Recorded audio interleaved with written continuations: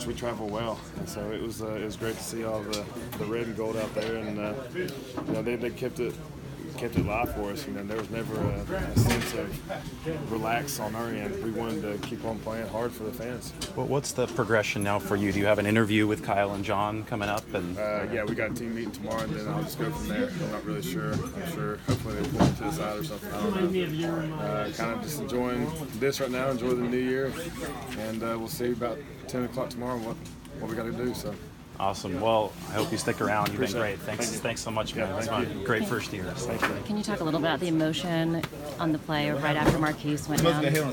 I mean, it seemed it was a totally. I'm sure the guy was not meaning to go lean in, but it was terrible.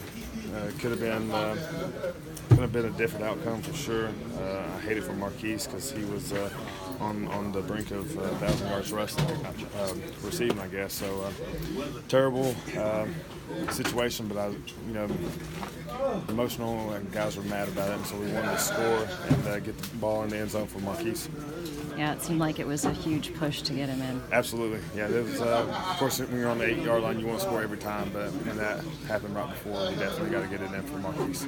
Now, how do you approach a game like this when you've got free agency coming up? Kind of the same way I have all year, honestly. You try not to think about it too much. But it's there. I'm out of a job come March unless I sign a contract. So I just worry about doing my job. And so now my job is to stay in shape, keep working, and work towards a third contract going into my 8th season in the NFL. And I want to continue to be a Niner, and we'll see if that happens.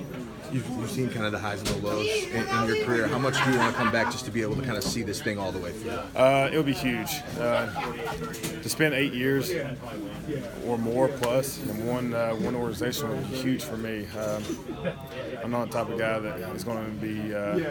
There's not money value to me. It's about this team and the brotherhood and what the future holds for this team. That's what I'm really impressed with. It's such a young team, starting 0-9, finishing out the season 6-10. I mean, it's pretty special. So there's a lot of ups right now, and a lot of progression to be had in the offseason.